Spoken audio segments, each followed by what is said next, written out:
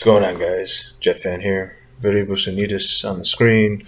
Vukovic, my commander. Let's look at some numbers here.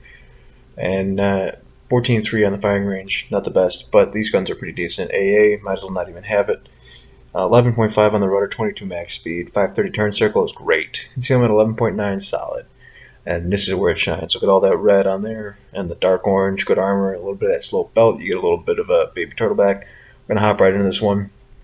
Unitis is the first pan-European battleship to make it into the game. It's a World War I Austro-Hungarian, so that's cool. I also like the fact that they actually do have the flag on there, the Austro-Hungarian flag. So that's I like the history in it. Okay, so let's talk a little bit about the ship. I've played 2 games in the ship so far up to this point, and I like them. I like both of them I played. First one is about 78,000, and I did decent in it, and then there was this one. So, all in all, I think that it's a pretty solid ship. I like the way she plays. I have a secondary build on here, okay? My secondaries can reach 7.8 kilometers on this build. That isn't necessarily the best way to play this ship, and I'll explain why. There's only 12 secondaries, and they take 11 seconds to reload. So if you're willing and thinking about it, if you really want to go secondary build, you can choose in Vukovic's 4th slot all the way to the right. It's a secondary mod instead of the heel. That drops to about 9 and change on the reload time. So if you want to do that, you can do that, but I personally would prefer to rather have the heels and go from there. The guns seem accurate enough as it is. I don't need like aiming system mod 1 or anything like that. So I've gone full secondary build, full brawl build, and especially considering that you look at the armor that this bad boy has, it definitely fits in with brawling. Obviously, you're going to see in this game, we're fighting against an aircraft carrier. My AA defense of 8, I have 470 millimeter. Basically, it's 4 machine guns. Okay, it's nothing special, and they're not very good. They only fire at 3 kilometers. So you're going to see a lot in this game of my machine guns on the ship going off against the Hermes aircraft carrier fighters, but not doing much of anything. But let's talk about these main guns here. You have a 76 artillery rating in tier 4. Pretty good, okay, 27.5 second reload, 45 second 180 degree turn time. That's not good. 4,200 on the HE shell, 23% chance to set fire. That's not good. 8,500 on the AP shell damage, okay? Not bad for tier 4. 12 150 millimeter secondary guns, okay? They have a max HE of 2200 with an 11% fire chance, and the reload time is 10 seconds on this, okay? We want to talk about 2 more things here, okay? 35,700 on the HP, only an 18% torpedo reduction. Yeah, not the best there. And real quick, as I'm talking through this, you're seeing I'm getting harassed by this carrier, and my AA is doing absolutely nothing. So, you're going to pay the price. It is what it is. You're vulnerable, okay, to the carriers. So, that's its weakness, okay? It's vulnerable to the carriers, but you're going to see its armor belt is absolutely phenomenal here, okay? We're already up to almost 30,000 damage at a tier 4, tier 5 game, so, not bad. Okay, let's get back to talking about some numbers here. 22.1 knots in the water. Yeah, for tier 4, nothing special, nothing bad. It's about where you expect to be. 530 meter turn circle, that's pretty good. That's actually really good. I like that number. That number is pretty good where it's at. And you can feel like your ship reacts well enough, okay, which is good. 11.5 second rudder shift time, that's also very good. That allows you to basically get that angle. You have really good armor. You really want that armor to be your saving grace. You have the secondaries, you get up close, you brawl. You want that rudder shift to be twitchy enough to where you can kind of, minimize damage that you can be receiving.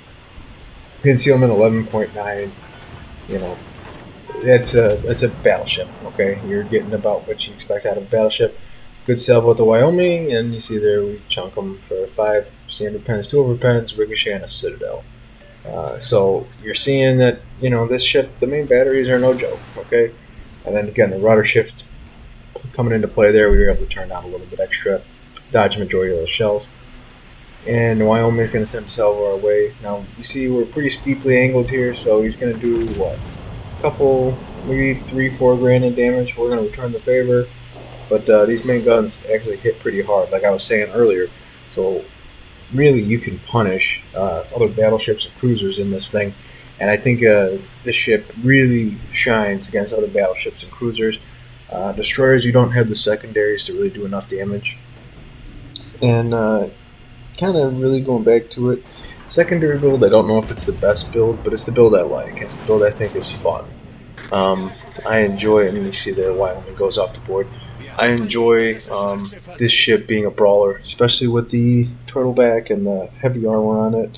You know, I think to me it exemplifies what a brawling style ship should be. It's a Germanic ship, you know, it's Austro-Hungarian, yeah, but it's still a German-speaking nation, so you know we're just gonna roll with the brawling line for them too. Kind of going back to a couple of things here. You would think on a Tier 4 battleship with the main gun accuracy that you would have a lot of problems with it. But as you looked, you kind of saw that salvo right there. I still hit him with 2, and the grouping was pretty good. So a Tier 4 battleship that I have 0, okay, absolutely 0 perks that are spec'd for accuracy, okay. We can talk about Vukovic real quick here. He has that new slot 1 perk, and it is basically the Reckless Gunman, okay, battleship main gun reload time reduced with basically a reduction in your ability to see the torpedoes coming. I'm not too concerned about that trade-off, and the reason being is because to me, a majority of it is if you're expecting torpedoes, okay, you're going to be adjusting and changing course anyway. Okay, I don't need to necessarily see them to know exactly where they are.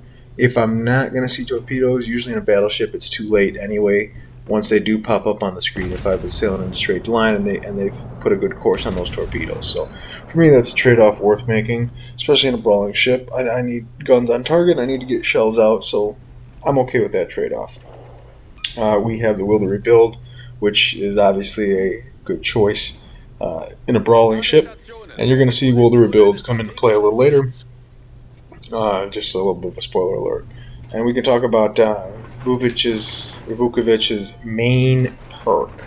Stone Skinned. Okay, fire duration is a reduction. So you can reduce the duration of the fire by, currently I have it at 7%.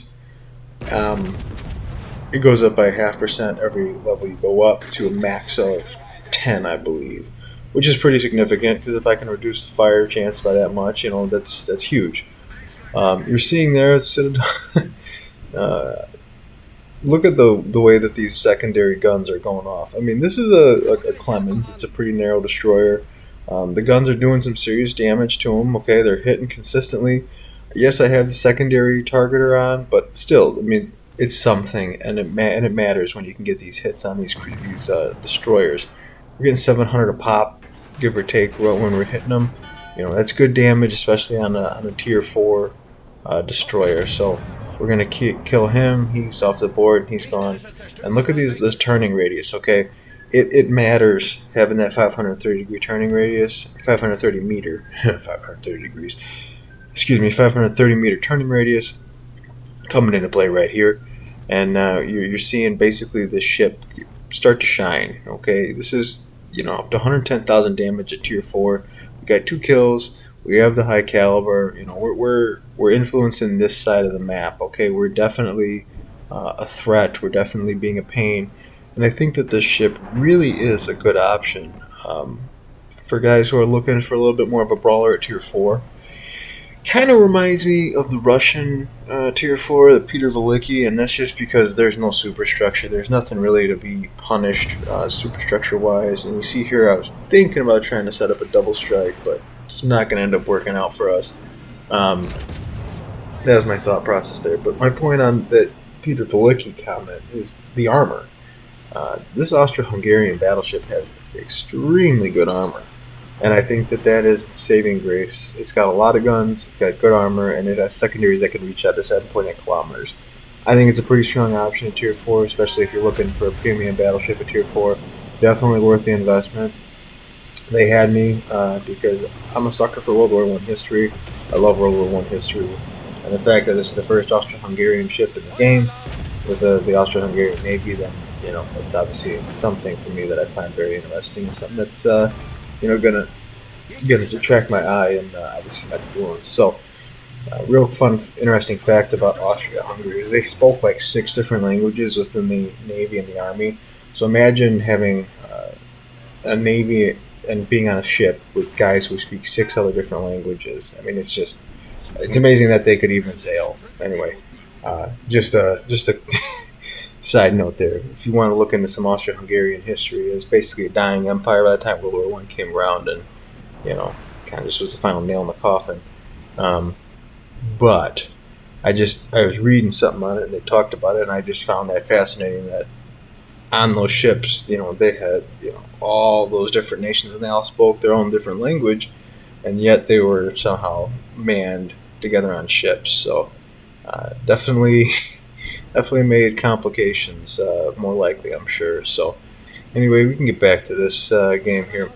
So all in all, we're seeing we're getting back into range to get the rebuild. It's going to put us at about 7.5k HP. Now you start to look through tier 4 battleships, and we can just kind of really quickly go down the line here, and we can talk about what some of these other HPs look like, okay, and some of these other stats. This is 10k less than the Cesare, okay. It is, where are we at? 4k less than the Brittany. It's 14k less than Koenig with Haidon, so obviously that's a little bit of a mismatch there. But it's 12k less than Iron Duke. I mean, these are big number differences for tier 4s, okay? It's almost 20k less than Congo. The Texas, we're talking about a 15k difference. Again, that's with Sims on those, so it's a little bit of a skewed number. 49.6 for Oklahoma, so that's almost a 14k difference. New York, we're looking at almost a 15k difference, and Nevada, we're looking at almost a 14.5k difference. So my point being is, if I'm comparing it against all other tier 4 battleships, okay, it is basically minimum 10k less HP than all the other ones combined. Now, you make up for that with the armor, because there's the only one that you could maybe say has armor that's comparable to it is the Cesare. Brittany does not have great armor. Some of these other options on there, Koenig has pretty good armor, but again, I don't know why necessarily the Unitis has such low HP, but to me, it still can fight through that low HP bar, okay? Especially when you start fighting against the U.S., Japanese, and the British line. I mean, you have much better options from an armor standpoint, etc. You're going to struggle against the Cesare. Koenig is going to be a tough option for you. When you start fighting against tier 5s, it's going to be a little bit more difficult. Obviously, we were fighting in tier 5, so I'm not saying it's impossible. But, only having 14.3 on the main gun range, it's going to be a little bit of a challenge. I will be interested to see how this ship would play with an accuracy commander. Again, we have that same issue like we did with the Italians, where they'll give us an accuracy commander, so you're left in the dark and you're trying to guess a little bit. So, just my overall opinion. I think that maybe accuracy commander could make it a little more viable when you're up tiered and you're going against those tier 5s. But all in all, I kind of like where this ship is, and I've had 2 good games in it so far. And I actually technically have had 3, but the one that was the only battleship against 5 destroyers. There's 5 destroyers on each team in 1 battleship, so I got surprise torped. Maybe my slot 1 perk came and bit me in the keister. I don't know. But I've had 2 other games, and both those other games were pretty good games. So if you're thinking about making the pickup, 6,000 doubloons or 6,500 doubloons, whatever it is, if you're looking for another premium, not a bad option. I liked it again because of the history behind the ships, and I just I like World War I a lot. like World War One history, and it's the first Austro-Hungarian ship in the game. So decided to make a pickup on it. That's going to do it for us in this one. You're going to see some final numbers, 111k damage. All in all, I think you should make a pickup on this. If you guys liked the video, leave it a like. We'll see you guys out in the high seas. Take care.